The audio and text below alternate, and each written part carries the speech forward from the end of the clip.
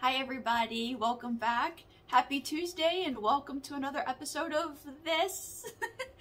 I'm so happy you're here. Thank you for showing up. So let's go ahead and get into it before I start droning. This week, I got another sort of convoluted topic going on, but bear with me because it's going to be a fun list. I've got 25 movies here to share with you. A couple little extras on the side, but for the most part, 25 movies. I wanted to talk about strange monsters, strange creatures, stuff that isn't your classical monster. Now, this was hard to do because I do sort of creep into other categories like aliens and demons, things like that. But I want to call these out because they're very unique, they're very strange, and I like the movies for the most part. Some of these movies are pure cheese, and watch them just for the absolute what factor. But I mean, these are weird ones. You know, not a lot of movies are made with these creatures unless they're in this series. So let's go ahead and get started. Start in 1954. We got to talk about the kaiju. So 1954 is the time that Gojira came out, or Godzilla over here, and this is the start of the kaiju. Now, in 1933, King Kong made his debut. But King Kong is not a kaiju. King Kong is literally a giant ape. And he's not the same as the kaiju, as the partly aquatic, kind of dinosaur-y, kind of not creatures that stemmed from the whole Godzilla universe. But they have to be called out because they are great. And these are not, you know, these are widely used creatures now. You know, the Pacific Rim, I think did a great job with the kaiju. I didn't love everything about that movie, but I thought the kaiju were great. I thought the Jaegers were really freaking awesome too. But another movie, a more recent movie that really did an amazing job with the whole topic of kaiju is a movie made in 2016 called Colossal. It doesn't get talked about a lot. That's why I'm bringing it up, because the basis, the conceit of this movie is Anne Hathaway is an alcoholic, and she finds she has a telepathic link to a kaiju that is just wreaking havoc in Seoul, South Korea, and she's able to control it. And you know, there's a commentary being made there about addiction and kind of sloppy behavior, bumbling about, but it's a funny movie. It's a silly movie. And again, I don't see this one talked about a lot, but I really think the kaiju is a great different monster, even though it has gained some prominence with, you know, Godzilla kind of making a comeback. So I had to bring them up though because I do love them. Moving on to 1958, we get the Blob. The 1958 version has a very young Steve McQueen in it, notable just for that. But this is actually, you know, they really tried with this. It's sentient alien jello that eats people, but there is something about it that's unsettling. Maybe not so much in the 1958 version. I forgot to look up when the remake was done. It was sometime in the 80s, I think. But this is like the fun kind of horror that also, you know, you get why the people are freaking out. You get why they're scared. And this is a movie absolutely worth watching. I live really close to the original movie theater, and they have a Blob Fest there every year. It's really fun to go to. So, yeah, the Blob, again, it's just jello, but it's good. It's a good watch. It's fun. What's next? Oh, 1962. The Day of the Triffids. This is one that isn't tackled much because I don't think it works. And, you know, I'll get to why in a second. It's killer plants. That's what the Triffids are. Now, this movie is fun to watch just because, I mean, they went for it. They went for the scary, the scary kind of plant creatures that are out to kill people. They tried it again in 2008 with M. Night Shyamalan's The Happening. And I thought the idea behind this movie was better than what we ended up with plants sending out a sort of pheromone or chemical that cause people to become suicidal to get rid of us, you know, because we're causing damage to them. The fact of the matter is killer plants just kind of don't work unless it's a black and white 1962 movie with these ridiculous, like, these costumes had to have been made from a local craft store. I could make these costumes. It's fun. Again, fun. 1969. We get the Valley of Gwangi. Now this one is different because we're going dinosaur. And, you know, we've got Jurassic Park, which is a fantastic movie. It holds up too. But in the Valley of Gwangi is made in 1969. Ray Harryhausen did the effects. And this is a young Ray Harryhausen in this. And, oh, youngish. But he knows what he's doing by this point. The thing about the Valley of Gwangi, Gwangi is the dinosaur. But there are other creatures. There's this valley that these cowboys happen upon. And, you know, they first discover that there's this different place because they find this tiny little horse. And there's this kind of sideshow show going on. And they want to show the horse off on the sideshow. And they need more horses. These adorable little, you know, Harryhausen creations, these tiny horses. And they happen upon this strange valley. And there's all kinds of strange creatures there. Gwangi being kind of the ruler. And he's this Allosaurus. And the great thing about this is you really get a feel for why Ray Harryhausen is still held up as a great artist even today.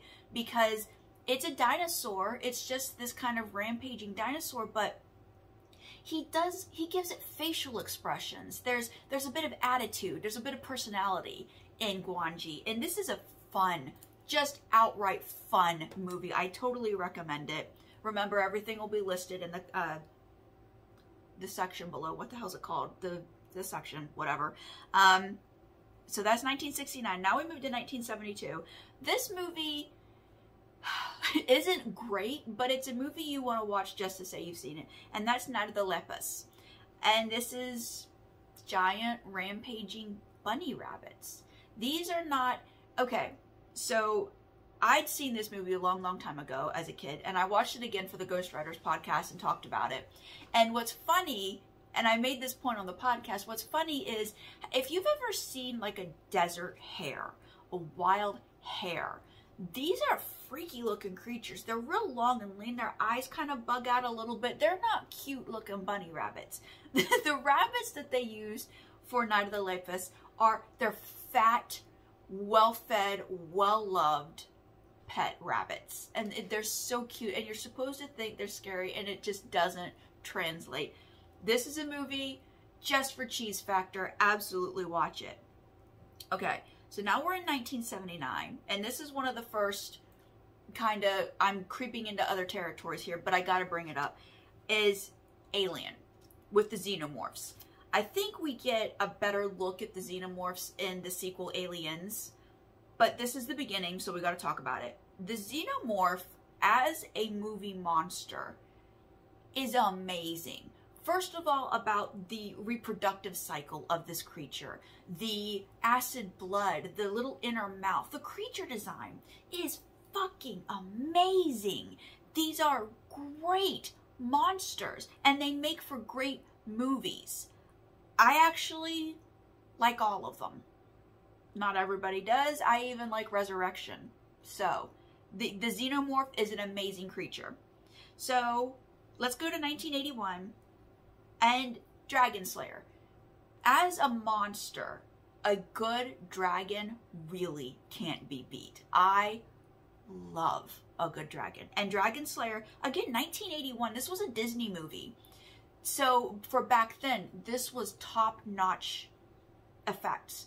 And the head on this dragon that they made is so beautiful. It is so perfect. It holds up today. And it's a great movie. It's got the whole wizards and magic thing going on, but it is at its heart a monster movie. Now, let's continue with dragons for just a second and leap to 2002, Reign of Fire. Also a monster movie. This is a post-apocalyptic movie. You know, the end of the world has happened, and the few people that remain are scratching out an existence. Life sucks for these people, but, you know, there are dragons around. And this movie did it right. I think sometimes dragons, when they only get relegated to the fantasy world and they're made into intelligent beings, which that's fine, but I like a good monster dragon where it is unfeeling, it is just a monster. And these both do. The creature design in Reign of Fire is excellent. Excellent. Also great cast. So yeah, totally check that one out. So we're going back in time now to another 1981 movie. Cue the Winged Serpent. So this, it's not a dragon. Can kind of look like a dragon sometimes. It's not. This is a resurrected Aztec god. Is it Quetzalcoatl? It's a mouthful. But this is a good cheeseball movie. This is one of those movies. So in the 70s, they kept making movies in New York. And there was kind of like this oversaturation of gritty, hellhole New York and the kind of hardy city people that live there, you know? So this is made in 1981, and we're just kind of coming out of that, where New York is starting to pick itself up and re-energize itself. So there's a little bit of that. There's still kind of that grit, but there's still kind of that, hey, we're getting better going on in the background of this rampaging Aztec god. Good movie. So 1982 is Basket Case. This movie I hadn't seen. I actually watched it a few weeks ago for the Ghost Writers podcast. And the cover art for this movie, I had to watch it. And I was actually surprised. This is a very low budget film. And the acting can sometimes reveal that. They got some good people who really knew how to ham it up when they had to.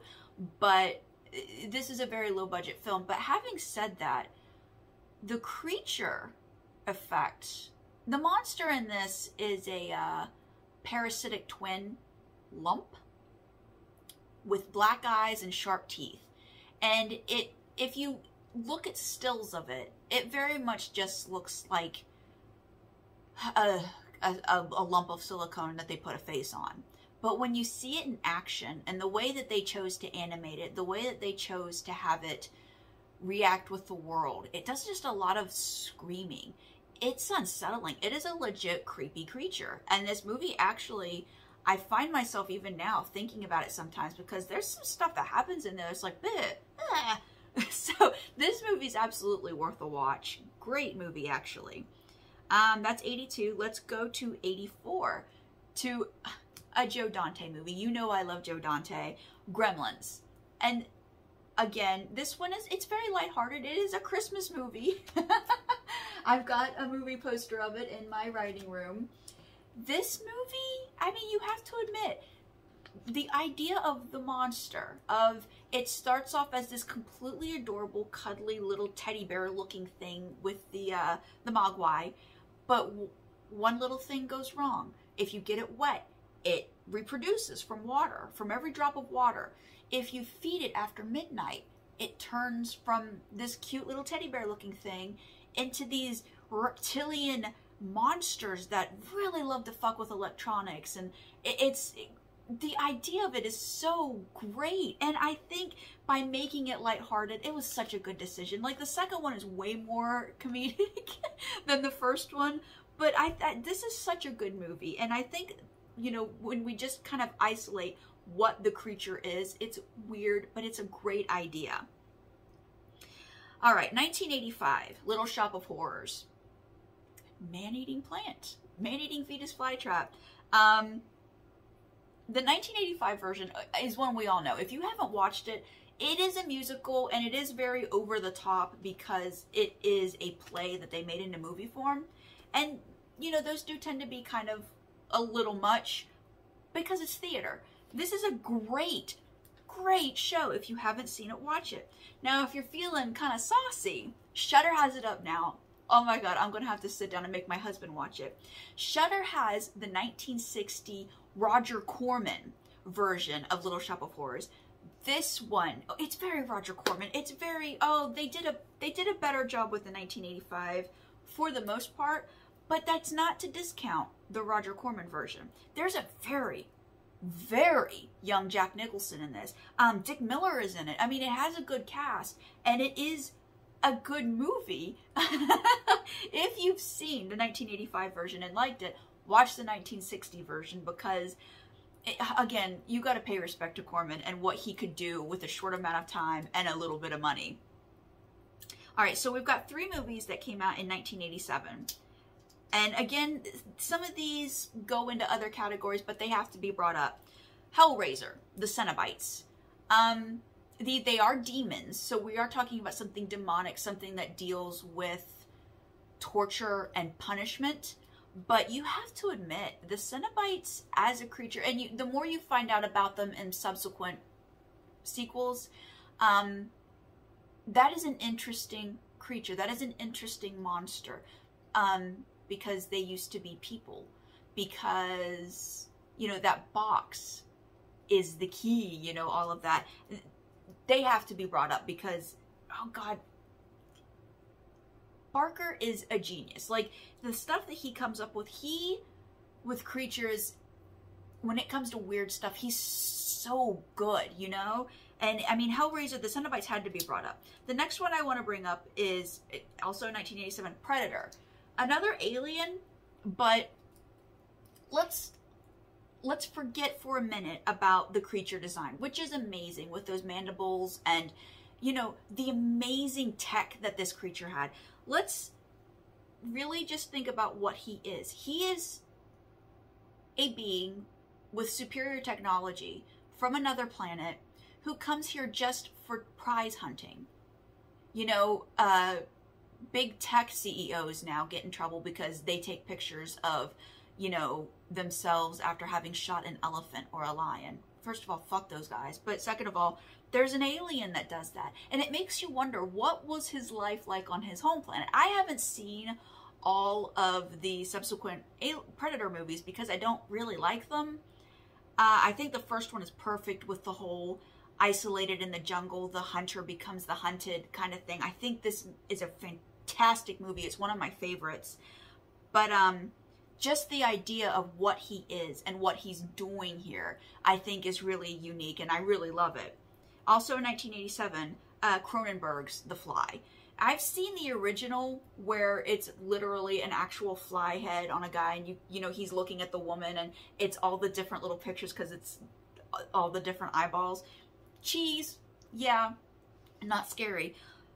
Cronenberg's version, oh my God. Like, again, I'm a lifelong horror fan. I've seen it all. I've, you know, read it all. Nothing tends to get to me.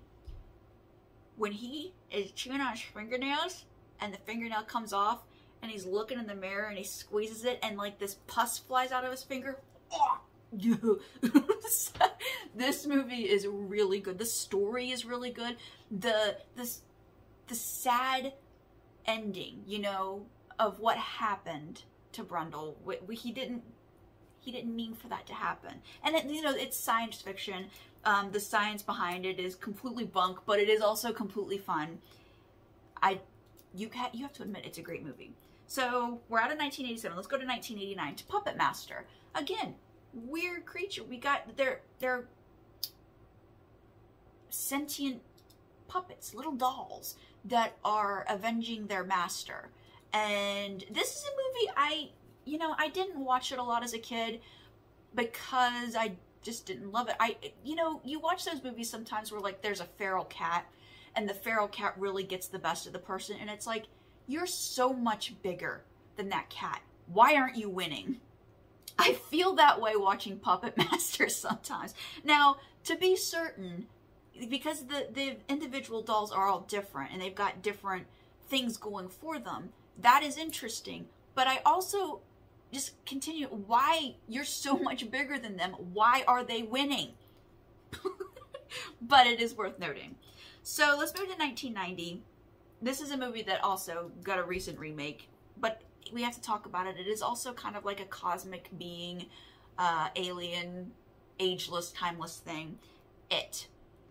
And that has to be brought up just because this creature, which you never get a good idea, the right idea, the full idea in any of the movies. They have yet to do it right. Just because I don't think this translates well to movie form. Because there's so much in the book that just wouldn't make it onto film. It wouldn't be good done visually. But people love the movies. The scary clown thing seems to take hold. I have opinions, but the monster itself is unique and it is weird. The child eating thing, it works on those young, pliable imaginations every 25 years. And it is something much more than what it appears to be. I think that's a fantastic idea. Like, that's amazing. Let's go. 1990. Tremors. Rampaging. Beaked earthworms killing people. Come on. I think this is a fun movie. This is a movie that they used to play on USA like almost every weekend in the summertime. So I've seen it 500 times. I think this movie is great. I think that scene where they finally kill the last worm by having it shoot out of the side of a cliff and it just splats all over the ground. Fantastic. And in the second one, we get the walkers. I mean, these are great creatures, you have to admit. The movie's great too. Come on. 2000, Pitch Black. Now, again, we're getting into sci-fi territory. We're in alien worlds. I like the Riddick movies. But Pitch Black is really good because it is about the creatures. Really freaky creatures. Some of them fly, some of them don't, and they're real hard to kill. And it's basically a run and hide kind of movie. It's a great movie because of that, because boy, just about everybody dies. Like, there's a major you're fucked like underscoring to this movie because of these creatures. Very good. Doesn't get talked about a lot. 2005, we've got to talk about The Descent. Humanoid, cave-dwelling, violent things. But it's a good movie. That's an actual really good movie with ratcheting up the dread, with, I mean, you get some really good jump scares there. I get tired of the jump scares, but I'm not mad at the ones you get in The Descent. This is a good movie. So 2007, The Mist. Seriously, pick. Every creature in this movie is really weird and fucked up. And they're all, like, horrifically violent.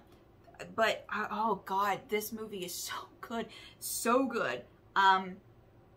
Yeah, thumbs up to Stephen King. 2010, Troll Hunter. Trolls! Like, Scandinavian trolls! I can't remember where this movie was made. See, okay, this movie I thought was going to be something else. I thought it was going to be a lot more lighthearted than it ended up being, because in the beginning of the movie, you meet a guy who says, I'm a troll hunter. And his whole attitude is so sick of everyone's shit. Like, he is tired of everything. He's tired of all the damn trolls. And, you know, this person's filming him being like, okay, so show me the trolls. And this guy puts on, it looks like a trash can, this anti-troll armor that he wears. And this troll appears out of nowhere and bashes the shit out of this guy. And it turns out, like, they're everywhere. You just weren't looking in the right places, or you just weren't seeing them. These gigantic trolls. And wow, like, it's a good movie. But it's not what you think it's going to be. Yeah. 2013, Bad Milo. Another demon. I know, I'm doing a lot of those, but this is a demon that lives in a man's bowels, and he has to shit it out. Or it comes out on its own, kind of violently, through, you know, that exit, the nearest exit. This is absolutely supposed to be a cheeseball funny movie, and it is. It is actually really fun. I don't know that I'd rewatch this one a whole lot, just because, you know, they spread it on a little thick. As you should with comedies, but sometimes the comedies, it's a little too much, and it's like, okay, I get it. It's just too dumb. But if you haven't seen it, definitely watch it. It's worth your time. 2014, The Babadook. This is a boogeyman. And I know this movie, from what I've seen, it seems to be very divisive. Some people didn't get it. Some people straight up hated it. I really liked it. I actually thought this movie was really good. There's just a lot going on with it. This is a very emotional movie, but it's also just creepy. There's a noise the Babadook makes when they get the best of him. Like this kind of moaning, but it's this really soft, childish moaning that's unsettling. I thought the Babadook was really good. maybe not the best movie ever made, no, but it was good. So 2018, A Quiet Place. Those are really great creatures. The creatures that, I mean, they're monsters. They're just kind of, but it's a good creature design, right? And everybody's seen it, I'm assuming, and everybody's seen the sequel, I'm assuming, because everybody's talking about it right now. But I've been talking a really long time. So this is a little longer one, but messed up creatures. I don't think we'll be doing the book side of this next week. We'll do it the week after that. I have a little surprise for you next week, hopefully. And that'll be it for me today. I hope you're all doing fine. I hope the world is treating you okay. And I hope you are not cooking, because I am seeing certain parts of this country, at least, are cooking. And I hope, I wish air conditioning on all of you. So that'll be it for me today. And I will see you all next week.